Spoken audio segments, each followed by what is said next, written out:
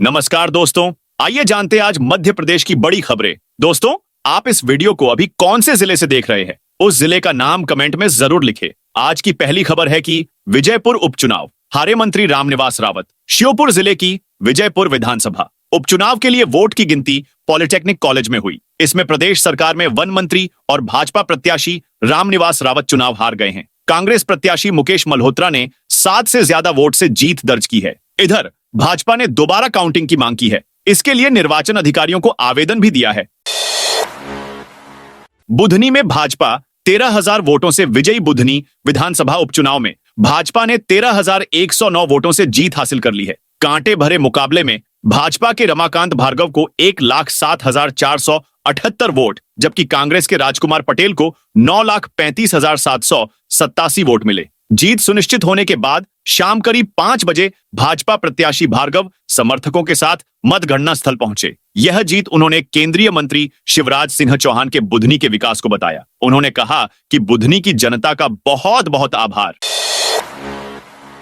इंदौर में 25 नवंबर को बंद रहेंगी मीट की दुकानें। श्री साधु वासवाणी जयंती पर 25 नवंबर को शहर की सभी पशु वध गृह मांस मछलियों की दुकानें बंद रहेंगी। इसे लेकर समाजजन ने मेयर पुष्यमित्र भार्गव से 25 नवंबर को मांसाहार मुक्ति दिवस मनाने का आग्रह किया था। इसके बाद नगर निगम ने यह आदेश जारी किया है। दरअसल 25 नवंबर का दिन करुणा, अहिंसा और सभी प्राणियों के प्रति सम्मान को समर्पित किया जाता है। इसे देखते हुए 25 नवंबर को ध्यान योगी साधु वासवाणी की जयंती के अवसर पर नगर निगम क्षेत्र में सभी पशुवध गृह मांस मछलियों की दुकानें बंद रहेंगी। मेयर ने इसका सख्ती से पालन करने के निर्देश दिए हैं।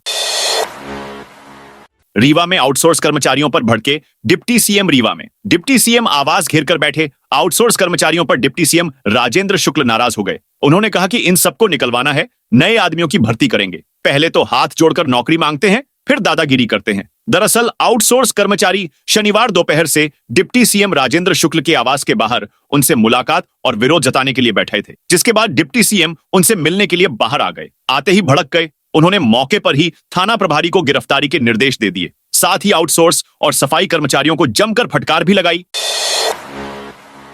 10वीं 12वीं के टॉपर को हवाई यात्रा कराएगा निगम। जबलपुर नगर निगम 10वीं और 12वीं के टॉपर स्टूडेंट को हवाई यात्रा कराएगा। 5 छात्रों को जल्द ही महापौर जगत बहादुर अन्नू इंदौर ले जाएंगे। वहां 2 दिन तक 5 स्टार होटल में ठहरेंगे। स्टूडेंट्स के साथ 2 टीचर भी जाएंगे। इससे पहले नगर निगम ने 2100 छात्रों को समदड़िया मॉल में फिल्म भी दिखाई है। बीते एक सप्ताह में 5 ऐसे कार्यक्रम जबलपुर नगर निगम ने आयोजित किए हैं।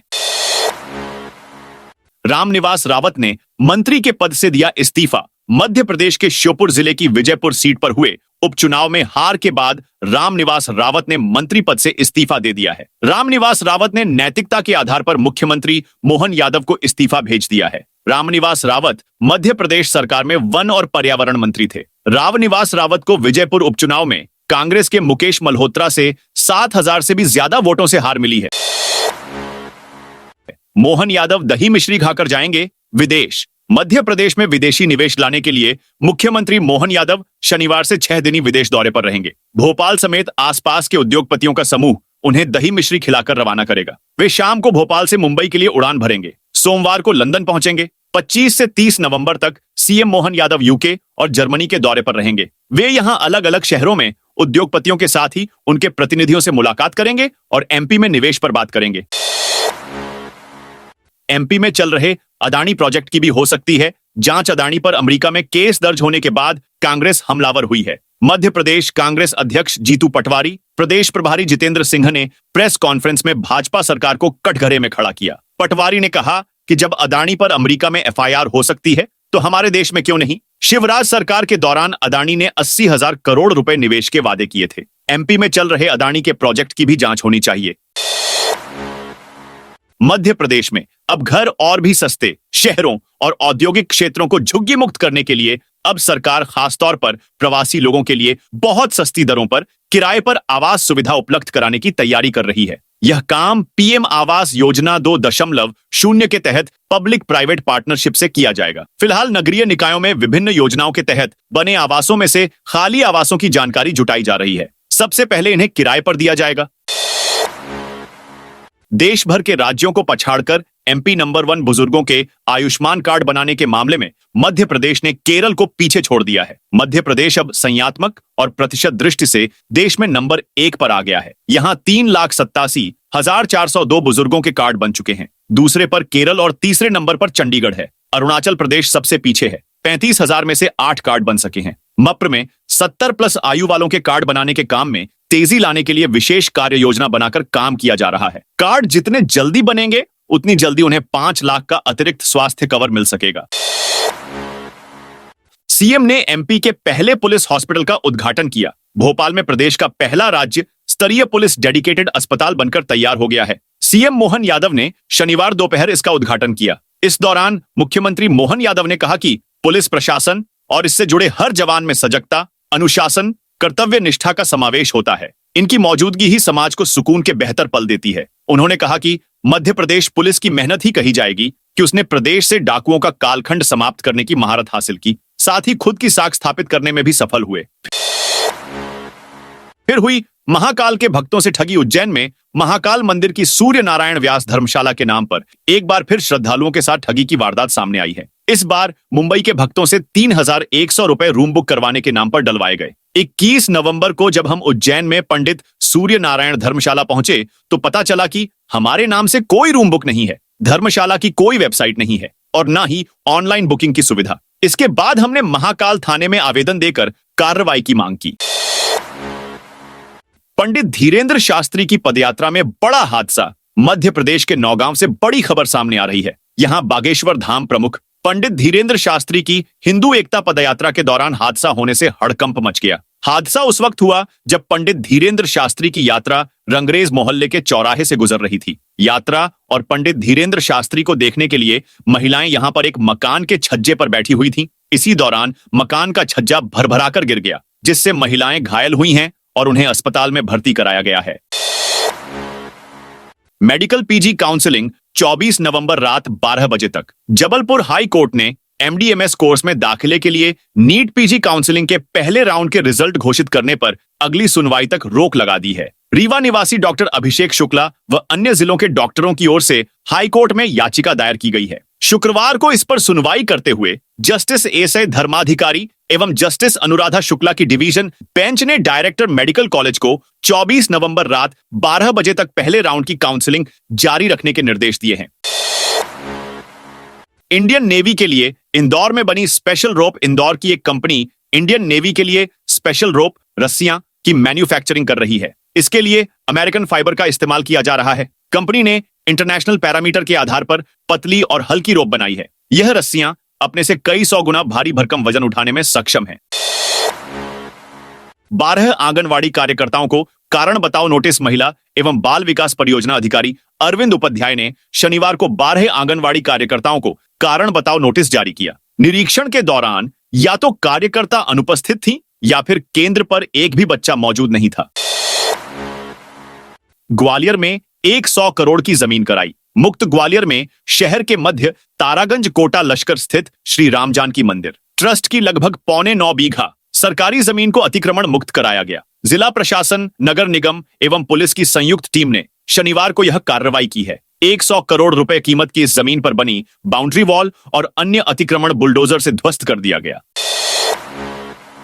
100 ट्रॉली धान लेकर पहुंचे किसान रायसेन में शनिवार को छुट्टी के दौरान भी व्यापारियों ने धान की खरीदी की। करीब 200 किसान अपनी उपज लेकर दशहरा मैदान स्थित मंडी पहुंचे और उपज बेची। कृषि उपज मंडी के व्यापारी केसराम साहू ने बताया कि शनिवार को बैंकों की छुट्टी रहती है, जिस कारण से कृषि उपज मंडी की भी छुट्टी रखी जाती है। धान खरीदी के बाद किसानों को नकद भुगतान किया जा रहा है। ऐसे में बैंक नहीं खुलने से व्यापारियों के पास नकद पैसे नहीं आते, जिसके चलते कृषि उपज मंडी में छुट्टी रखी जाती है। विदिशा में डीजे और मैरिज गार्डन संचालकों की बैठक। शादियों का सीजन शुरू हो गया है। सड़कों पर डीजे की तेज गूंजने लगी है, तो वहीं मैरिज गार्डन के सामने जाम जैसे हालात बनने लगे हैं, जिनके कारण लोगों को परेशानी का सामना करना पड़ता है। इन समस्याओं को लेकर पुलिस अलर्ट हो गई है। शनिवार को कोतवाली थाने में पुलिस अधिकारियों ने डीजे और मैरिज गार्डन संचालकों की एक बैठक आयोजित की गई। पीएम आवास योजना के नाम पर हो रही है ठगी। मध्य प्रदेश समेत देश भर में साइबर ठगी के रोजाना नए मामले सामने आ रहे हैं। साइबर अपराधी नए नए तरीके से लोगों को अपना शिकार बनाते हैं। कभी डिजिटल अरेस्ट तो कभी फर्जी कॉल के जरिए ठग आम से लेकर खास लोगों को लूट रहे हैं। अब अपराधियों ने एपीके फाइल स्कैम नाम का एक और नया पैतरा खोज निकाला है, जिससे लोगों को फर्जीवाड़े के जाल में फंसाया जा सके। इसको लेकर भोपाल पुलिस ने एडवाइजरी जारी की है। 25% कम देना पड़ेगा ट्रेन का किराया। मध्य प्रदेश के यात्रियों को आने वाले दिनों में बड़ी राहत मिलने वाली है। भोपाल, रानी कमलापति, इटारसी कटनी, जबलपुर गोंदिया सहित 56 ट्रेनें अगले माह से फिर से नियमित यात्री गाड़ी के रूप में संचालित होंगी। इस संबंध में पश्चिम मध्य रेल ने आदेश जारी किए हैं। संबंधित ट्रेनों का परिचालन कोरोना काल से विशेष गाड़ी के रूप में किया जा रहा है। बता दें कि रेलवे के स्पेशल ट्रेन के लिए निर्धारित 0 अंक को ट्रेनों के नंबर के आगे जोड़ा गया था। 1 दिसंबर 2025 से पैसेंजर ट्रेनों के सामने से 0 का अंक हट जाएगा। एमपी में 77,000 पद खत्म कर रही सरकार। मध्य प्रदेश में वित्त विभाग का एक शेड्यूल जारी होते ही सरकारी हलकों में बवाल मच गया है। राज्य के अधिकारी, कर्मचारी संगठन सरकार के विरोध में खड़े हो गए हैं। कर्मचारी संगठनों ने आरोप लगाया है कि सरकार प्रदेश में हजारों नियमित पद खत्म करने की कोशिश कर रही है। दरअसल प्रदेश में आउटसोर्स पर कर्मचारियों की नियुक्ति की प्रक्रिया चालू की गई है, जिसका खुलकर विरोध किया जा रहा है। मध्य प्रदेश सरकार ने चतुर्थ श्रेणी कर्मचारियों और सरकारी वाहन चालकों के खाली पदों पर भर्ती के लिए आउटसोर्स कर्मचारियों की नियुक्ति की पहल की। प्रदेश के वित्त विभाग ने इसके लिए शेड्यूल भी जारी कर दिया। वित्त विभाग का शेड्यूल जारी होते ही कर्मचारी अधिकारी संगठनों ने हंगामा कर दिया।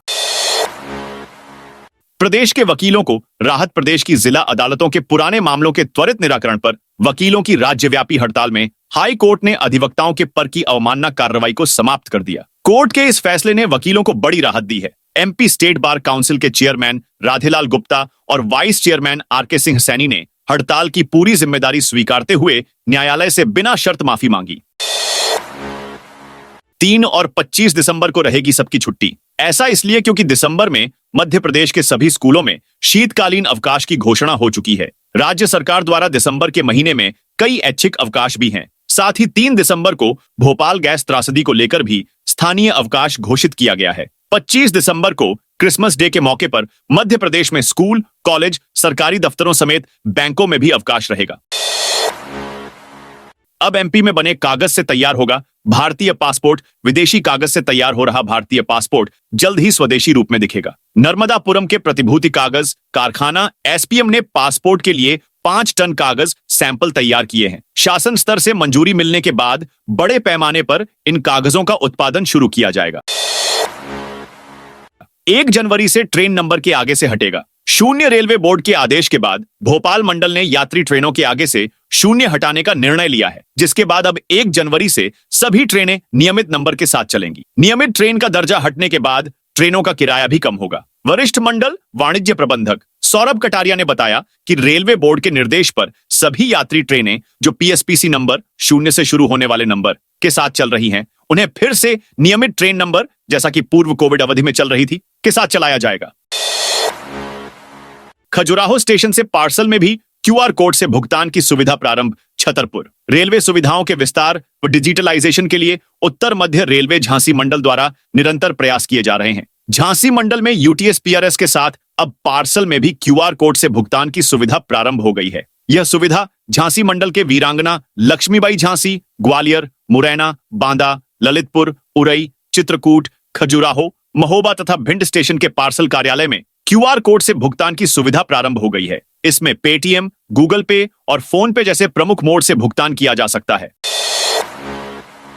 मऊगंज में बवाल के 6 दिन बाद अतिक्रमण हटाया। मऊगंज के देवरा महादेवन गांव में हंगामा और पथराव की घटना के 6 दिन बाद शनिवार सुबह अतिक्रमण हटा दिया। 4 जेसीबी की मदद से विवादित दीवार को तोड़ दिया गया। यहां मध्य प्रदेश शासन थाना खटखड़ी का बोर्ड लगाया गया है। एसपी रसना ठाकुर ने बताया कि अतिक्रमण की गई जमीन को प्रशासन ने अपने आधिपत्य में ले लिया है। तो दोस्तों, यह थी आज मध्य प्रदेश की बड़ी खबरें। आप इस वीडियो को कौन से जिले से देख रहे हैं, कमेंट करके बताइए।